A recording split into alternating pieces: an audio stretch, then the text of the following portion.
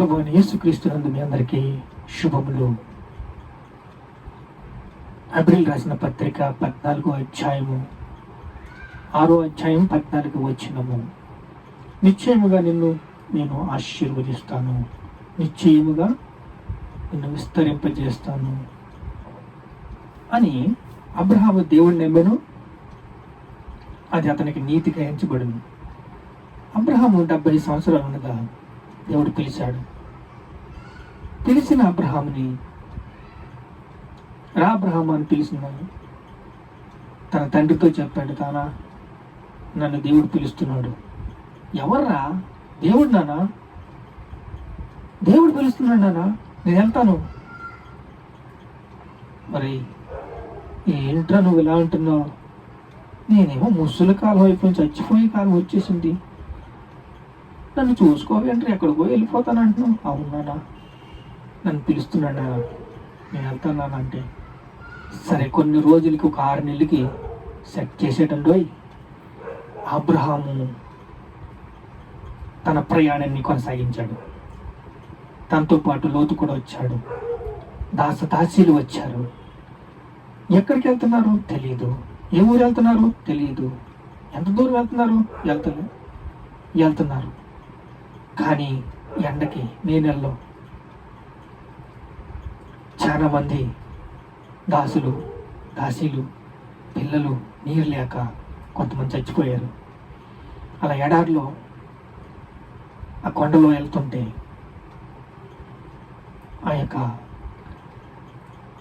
ఇసుకలో వెళ్తుంటే నోరు ఆసిపోయి గొంతుకు ఆసిపోయి నీరు లేక వాళ్ళ పరిస్థితుల్ని దేవుడు మన సేవలో మనం అడుగులు వేస్తున్నప్పుడు, చాలా ఇబ్బందులు పడుతున్నప్పుడు, కష్టాలు పడుతున్నప్పుడు, ఇరుకులు పడుతున్నప్పుడు దేవుడు చూస్తాడు, నీ ఆత్మీయతను చూస్తాడు. మనుషులు చచ్చిపోతున్నారు, నీరు లేదు, ఎక్కడికి వెళ్ళాలో తెలియదు, ఎలా ఉండాలో తెలియదు. కానీ కరువు బాగా భారంగా వచ్చేసింది. కొన్ని ఓటలు దొరికినాయి, అన్నిటి ఓటల దగ్గర కొన్ని రోజులు ఉన్నాడు.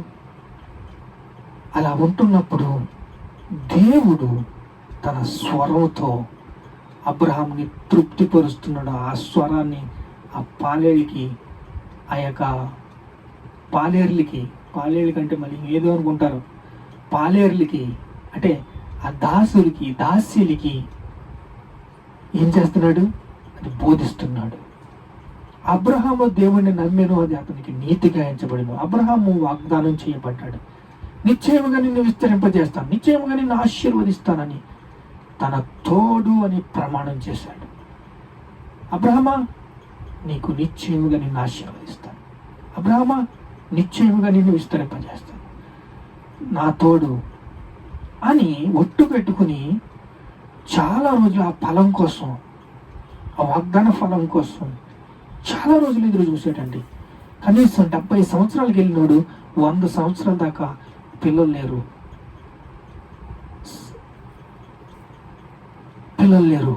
వాగ్దాన పుత్రుడు లేడు. అప్పటికే సారమ్మ ఇష్మాయిల్ని ఆగర్తో కనిపించేసింది. ఇష్మాయిలు పుట్టేశాడు, ఆడుకోవచ్చు అనుకుంది, కానీ సౌతి పోరు ఎక్కువైపోయింది. సరే, ఇప్పుడు అబ్రహాము నిశ్చయముగా నిన్ను ఆశీర్వాదం దేవుడు ఆశపెట్టాడు.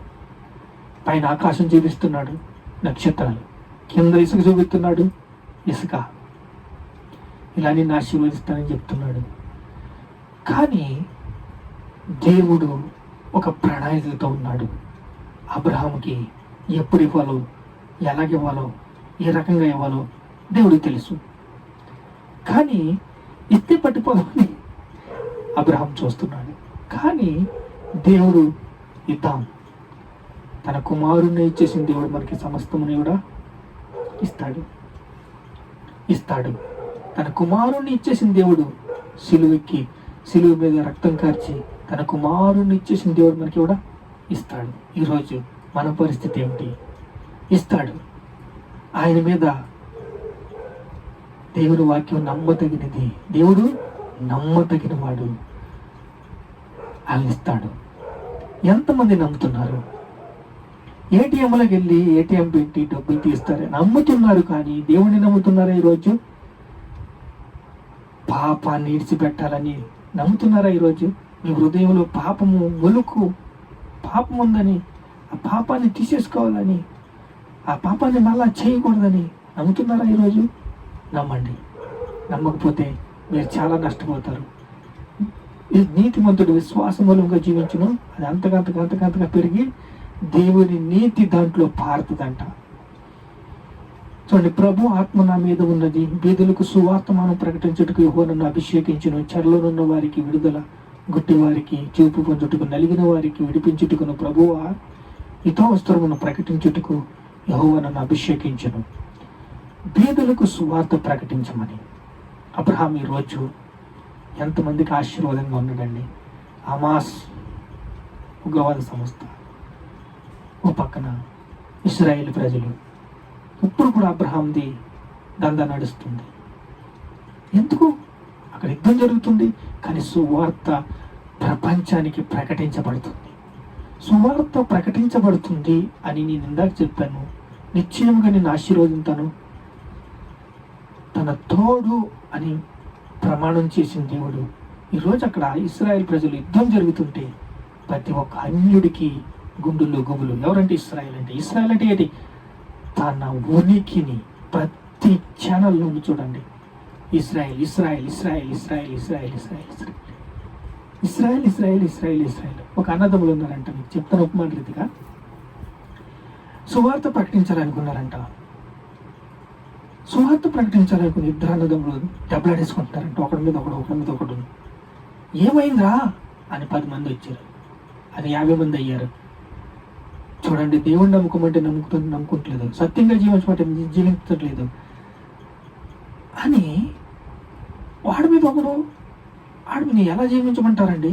సత్యం అంటాడు, వాక్యం అంటాడు, వాక్యానుసారంగా జీవించమంటాడు, యేసయ్య అంటాడు అని అన్నీ అంటాడు, తమ్ముడు అంటాడు. ఇలా జీవించమంటే జీవించలేదు, ఏం చేయాలండి? కొట్టేస్తానండి, నేను ఇలా కొట్టకూడదురా అని తెలుసుకుంటాడు. వాక్యం వింటున్నాడు, ఎప్పుడైనా తెలుసుకుంటాడు అని వాళ్ళిద్దరూ తగు తీర్చేవాళ్ళు ఎవరు వాక్యాన్ని వింటున్నారంట. వాళ్ళిద్దరూ కూడా ఒక తల్లికి పుట్టినోళ్ళే, ఒక తండ్రికి పుట్టినోళ్ళే, కానీ అక్కడ దెబ్బలాడుకుంటున్నారు. ఏం చేస్తున్నారు? దెబ్బలాడుకుంటున్నారు. ఆ దెబ్బలాట ప్రపంచం అంతా తెలుస్తుంది. ఇశ్రాయేల్, ఆమాస్ ఎవరు? ఉగ్రవాద సంస్థ. చెడు చెయ్యొద్దని దేవుడు చెప్పాడు, కానీ చేస్తున్నాడు. కానీ తెలుసుకుంటారులే అని ప్రజలు నిర్ణయించుకుంటున్నారు. ఏమవుతుంది? ప్రపంచానికి సువార్త ప్రకటించబడుతుంది, కానీ నరిను ఆయువు గడ్డి వలె ఉన్నది. ఎప్పుడు అయిపోతామో తెలియదు. కానీ వాళ్ళిద్దరు అన్నదమ్ములు, వాళ్ళిద్దరు వాక్యము, ఇంకో పక్కన ఇష్మాయిల్ కొడుకులు, ఒకడు ఇస్సాకు కొడుకులు. వాగ్దాన పుత్రులే కదా, అబ్రహాం ఆశీర్వాదమే కదా మనకందరికీ. కానీ వాళ్ళు తెర మీద ఉన్నారు, నటిస్తున్నారు. దేవుడు దీనికి మూలంగా ఉన్నాడు. మనం చూస్తున్నాం, ప్రపంచమంతా చూస్తుంది. సువార్త ప్రకటించబడుతుంది. సువార్త అందరూ వింటున్నారు. అన్నదమ్ములు ఇద్దరు కొట్టుకుంటున్నారు, సువార్తను ప్రకటిస్తున్నారు. ఏమండి, ఇటు వాక్యం ఉండలేదండి, సత్యంగా జీవించట్లేదండి అంటున్నాడు. ఎన్నెన్నో ఫిర్యాదులు తీసుకొస్తున్నాడు, దేవుడు వాక్యం తీసుకొస్తున్నాడు, ఎన్నెన్నో ఫిర్యాదులు తీసుకొస్తున్నాడు. ఏం చేయమంటారండి? ఇటు వాక్యం చదవమంటాడు, పరిశుద్ధంగా ఉండమంటాడు అని వాళ్ళ తమ్ముడు, ఈడు అన్నగారు, ఈ రకంగా ఇద్దరు ఒకరికొకరు ఆ ప్రదర్శనాన్ని జనాన్ని అందరినీ హృదయంలో నింపేశారు. ఏమని? దేవుడి వాక్యంతో. దేవుని తీసుకొచ్చి మధ్యలో దేవుడి నామాన్ని మహింపరిచారు. ఈరోజు దేవుడి నామాన్ని మహింపరచాలని దేవుడు, ప్రభు ఆత్మ నా మీద ఉన్నది, బీదలకు సువార్తమానం ప్రకటించి యెహోవా నన్ను అభిషేకించును, చెరలోనున్న వారికి విడుదల, గుడ్డి వారికి చూపు పొందుటకు, నలిగిన వారికి విడిపించుటకు. ఎవరు చెరలో ఉన్నారు? ఇశ్రాయేలు ప్రజలు కాదండి. ప్రజలు, ప్రపంచం మీద ఉన్న ప్రతి ఒక్కరూ విశ్వామంతా మోక్ష మార్గంలో నడవాలి, కొత్తగా జన్మించు, ఆత్మలో జన్మించు. ఈ పాట పాడాను నేను. ప్రపంచమంతా కూడా విశ్వసిస్తున్నారు. ప్రపంచమంతా కూడా తెరల మీద ఇస్రాయేల్, హమాస్, హిజ్బుల్లా, ఇదే టాక్. ఇక్కడ చూడండి, చెరలో ఉన్న వారికి విడుదల, గుడ్డి వారికి చూపు పొందుటకు, నలిగిన వారికి విజయం విడిపించుటకును, బహుహితవస్త్రం ప్రకటించుటకును మనల్ని దేవుడు కాస్తున్నాడండి. దేవుడు మనల్ని కాపాడుతున్నాడండి. దేవుడు మనల్ని ఆనందింపజేస్తున్నాడండి. దేవుడు మనల్ని ఉజ్జీవింపజేస్తున్నాడండి. చూడండి, సామెతల గ్రంథం 3:26 యెహోవా నీకు ఆధారము, నీ కాలు చిక్కుపడకుండా ఆయన చూస్తున్నాడు. అల్లారి ముద్దుగా ప్రేమించాడు, పెంచుకున్నాడు, తన తోడు అని ఒట్టు పెట్టుకున్నాడు. నిత్యముగా నేను ఆశీర్వదిస్తాను, నిత్యముగా నేను విస్తరింపజేస్తాను. అబ్రహాం వాగ్దానం చేశాడు. ఆ వాగ్దానం కోసం ఆగాడు, సమయం ఆగాడు. దేవుడు ఒక్కరోజు కూడా ఆగడండి. ఆయన అనుకున్నట్టుగా చేస్తాడు. ప్రపంచాన్ని ఉజ్జీవింపచేస్తాడు, ప్రపంచాన్ని విస్తరింపజేస్తాడు, ప్రపంచాన్ని ఆశీర్వదిస్తాడు. దేవుడు అండి ఆయన దేవుడు. అందుకే దేవుడు అంటారు, ఎవని మనస్సు నా మీద ఉన్నదో అని పూర్ణ శాంతి గలవానిగా నేను చేసేదను. ఒకవేళ మీరు దేవుడు వాక్యం మీద మీ మనస్సు ఉందా, మిమ్మల్ని పూర్ణ శాంతివానిగా చేస్తుంది. ఎందుకంటే నా గురించి నన్ను విశ్వసిస్తున్నాడు. నీతిమంతుడు విశ్వాసములుగా జీవించును, అది విశ్వాసం అంతగా పారి, అదే దేవుని నీతి దాంట్లో పారుతుందంటే, దేవుని నీతి పారింది అంటే నువ్వు ధన్యుడివే. ప్రార్థన చేసుకుని, మహాపరిశుద్ధుడు తండ్రి, జీవం గల దేవుని స్తోత్రాలు, వాక్శక్తితో నింపాదంటే స్తోత్రాలు. మా హృదయాన్ని జ్ఞాపకం చేసుకున్నావయ్యా, నా తోడు అని చెప్పావయ్యా. మనం పరీక్షిస్తున్నావయ్యా, మనం బలపరుస్తున్నావు, స్థిరపరుస్తున్నావు, సిద్ధపరుస్తున్నావు. నీకే సమస్త మహిమ, ఘనత, ప్రభావాలు చెల్లిస్తున్నావు తండ్రి. ఆమేన్.